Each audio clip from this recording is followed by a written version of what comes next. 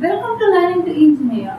In the previous videos, we solved some problems by using nodal analysis. We solved a supermesh circuit and we solved simple as well as a bit tricky problem. If you have missed to watch that, click the link in the description or here. Let's get started with today's video. In this video, we will solve some problems by applying mesh analysis. Mesh analysis is just applying Kirchhoff's voltage law in every loop that is present in a circuit in order to find the current that is flowing through each and every loop. We solve this by using Kirchhoff's voltage law. We formulate n number of equations for n number of loops. Say for example, if we have 3 loops, we will be getting 3 equations by applying Kirchhoff's voltage law. And the unknown current will be found by solving all the equations either by simultaneous equation cancellation or substitution method or Cramer's rule or any method that you find it easy. We can solve those 3 equations or those n number of equations and then find the unknown current. This is mesh analysis basically. After we solve this, I will also tell you one small trick by which you can apply mesh analysis in a second. Whatever be the circuit, if you apply this trick, it is called as inspection method. The moment you see the circuit, you can immediately put down the equations by this trick. Before we solve the circuit that you are seeing here, let's first go to a true or false session.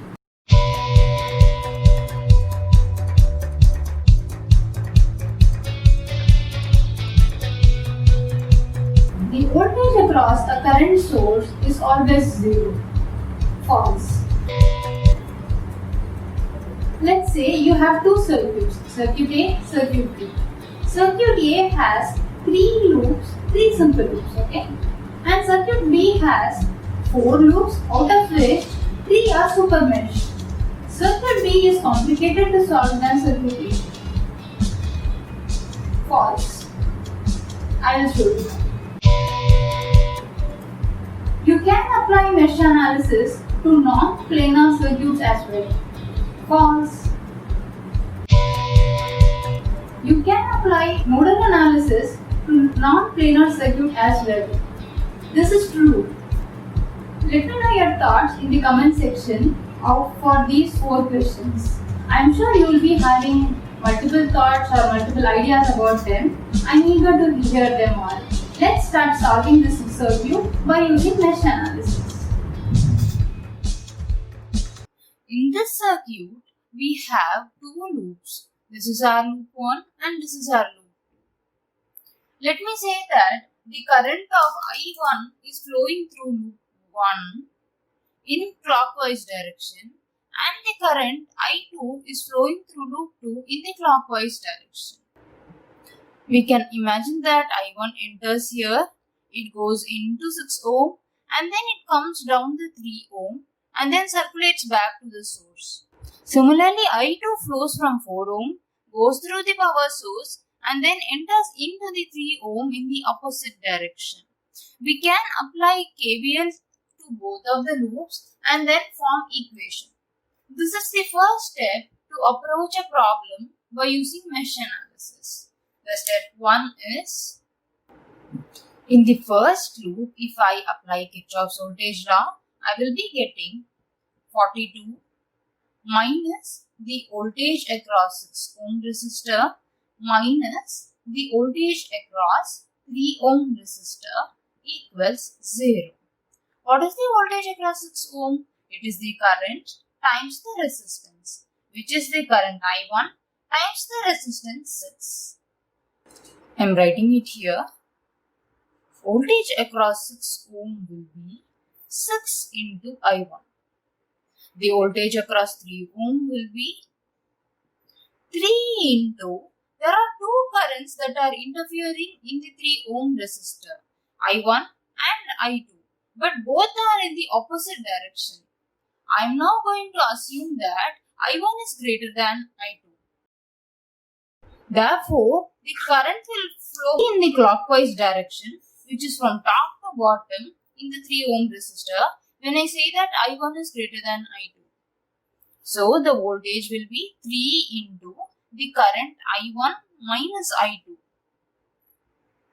Let's say, for example, we are going to assume that I2 is greater than I1. In that case, the voltage through 3 ohm is going to be minus 3 into I2 minus I1. This is because we are considering the movement of current in the clockwise direction in the first loop. When I say that I2 is going to be greater than I1, then the current direction in the 3 ohm is going to be from down to up. In that case, it will oppose the loop current that I am initially assuming. Therefore, this one is going to be minus 3 into I2 minus I1. Both are same actually. This is the value of the voltage when I consider I2 to be greater than I1. Both are same actually. If you simplify, you will be getting voltage across 3 ohm as minus 3 I2 plus 3 I1, which is this. Let us substitute our values in the main equation of Kirchhoff's voltage law. We will be getting 42 minus 6I1 minus 3 into I1 minus I2 equals 0. When I simplify, I will get 42 equals 9I1 minus 3I2. This is our first equation which we have solved by using Kirchhoff's voltage law in the first loop. This is equation 1. Now I am going to do the same for my second loop. The 10 volt source is connected in the reverse way and I am assuming the current to eject from 10 ohm. So this is a power supplying source basically. 10 minus the voltage through 3 ohm minus the voltage across 4 ohm will be 0 according to the Kirchhoff's voltage law. It is 10 minus 3 into I1 minus I2 minus 4 into I2 because 4 ohm carries the current I2 only. I can also put this as, this is 10.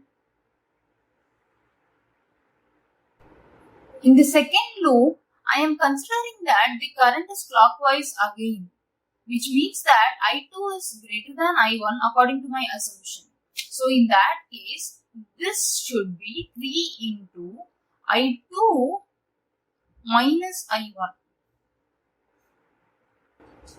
So this implies that 10 equal to minus 3I1 plus 7I2 because this is going to that side. I'll write it clearly. This is 3 into I2 minus I1. So once I solve this, I will be getting this equation. This is my loop.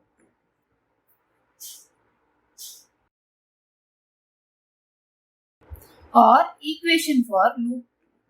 So once we are able to solve these two equations, we will be getting I1 and I2 and then we can conclude that we have applied mesh analysis to find I1 and I2 in this circuit. We will now apply the same concept to another mesh which has 4 loops. Let's consider this loop.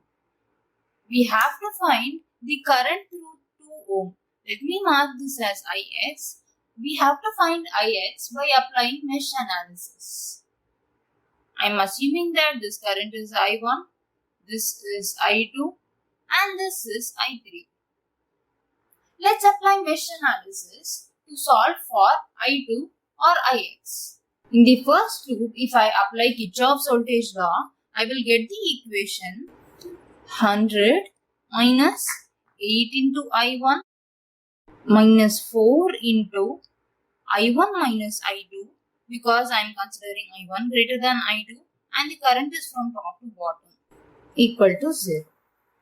This implies that 100 equal to 12 I1 minus 4 I2. This is my first equation for loop 1. For the loop 2, I am doing the same. If we observe, there is no power source in the loop 2. Therefore, all are absorbing elements. We can say that 2 into I2 plus 3 into I2 minus I3, because there are two currents interfering in 3 ohm and they are traveling in opposite direction. Now I am assuming that I2 is greater. Therefore, the current through I3 will be from top to bottom and the magnitude will be I2 minus I3 because they are in opposite directions. Plus 4 into, again, I can take this in two ways. I am going to consider I2 to be greater than I1 because my loop's current is in clockwise. Therefore, sticking to the clockwise notation, I am assuming I2 to be greater than I1. Only then I can say that it is in clockwise direction and it is flowing from bottom to top inside 4 ohm. Therefore, I can say it is plus 4 into I2 minus I1 equals 0. Some of you may think that I am speaking both ways. In the first equation, I said that I1 is assumed to be greater than I2 and the direction through 4 ohm is from top to bottom. And I have formulated the equation to be 4 into I1 minus I2. But now I am saying you that I am assuming I2 to be greater than I1 and I am also saying that the current to 4 ohm is from bottom to top, not from top to bottom. First I said that the current might be from top to bottom, so I have put the equation as 4 into I1 minus I2. Now I am saying that I2 might be greater than I1 so that I can stick to the clockwise direction of the second loop. So I am reversing the direction of the current here. If you observe, it is from bottom to top. Therefore, the voltage across 4 ohm will be 4 into the current I2 minus I1. Are you able to note the difference between them? Both are same actually. For example, if I say that 5 ampere is flowing here, minus 5 is flowing in this direction. Both are same, right? This is 5 and this is minus 5. Similarly, we can say like this. If it is top to bottom, it is 4 into I1 minus I2. If it is from bottom to top, we can say that 4 into I2 minus I1 is the voltage. Both are same. So now I am going to simplify this. If I simplify, I will get minus 4 I1 plus 9 I2 minus 3 I3 equals 0. I will tell you a quick trick to jot down the equation the moment you see the circuit. Let us say I want to put the equation of second mesh without applying KVL. There is a quick trick. The equation should be something times I1 plus something times I2 plus something times I3 equal to 0. Because we don't have any voltage source in this loop, this is equated to 0. Since we have I1, I2, I3, all three currents interfering into this mesh, the equation will have all three terms, I1, I2 and I3. How much times I1 it is? It is the resistor that is common between I1 and I2, which is 4. So all the common resistors we have to take it as minus. So it is minus 4 into I1. And for this term, we have to add all the resistors that belong to second loop. 4 plus 3 plus 2, which is 9. So this is 9 I2. And for this term, we have to consider minus the resistance that is shared by 2 and 3, which is minus 3. 4 ohm is shared between 1 and 2. So this is minus 4 I1. 3 ohm is shared between the second and the third loop. So this is minus 3 I3. When I considered I2, I took the sign as positive only and I added all the resistances values. This is same as this. Minus 4 I1 plus 9 I2 minus 3 I3 equal to 0. By this method, it is only a trick, but you might not understand the significance of Kirchhoff's current law when we are doing mesh analysis. That is why it is always preferable to use this method. But when you are solving a circuit for a competitive exam, or when you are supposed to solve a circuit in less than a minute, you can apply this trick. But be careful, you can apply this trick only when there is no current source present in the loop. Say for example, in this loop where you have a 8 ampere source, you can't consider this method. I hope you guys are understanding this. Pause the video at this stage and try to put the equation for loop 3. I am going to solve it now. Continue watching the video after you formulated the equation for loop 3.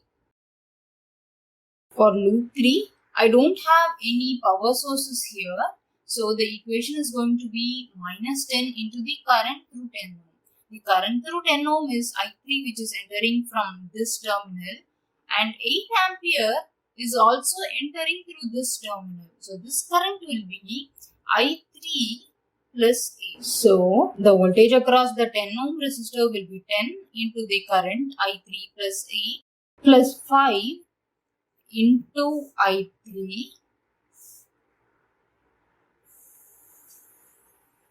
plus 3 into I3 minus I2. Now I hope you guys are able to understand that it can also be 3 into I3 minus I2 or minus 3 into I2 minus I3. Both are same. I hope by this time you are able to understand this. If you are not able to, just let me know your thoughts in the comment section. Just let me know where exactly you have your doubt. This implies that minus 3I2 plus 3 plus 10, 15, 15 plus 3, 18I3 equal to minus 80.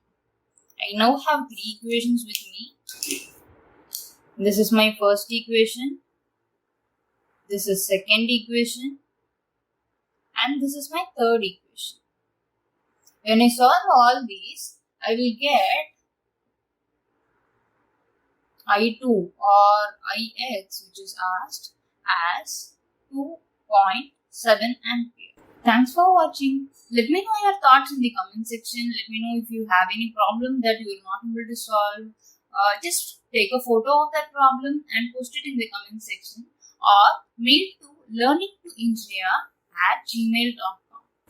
I will help you solve that problem for you. Thanks for watching.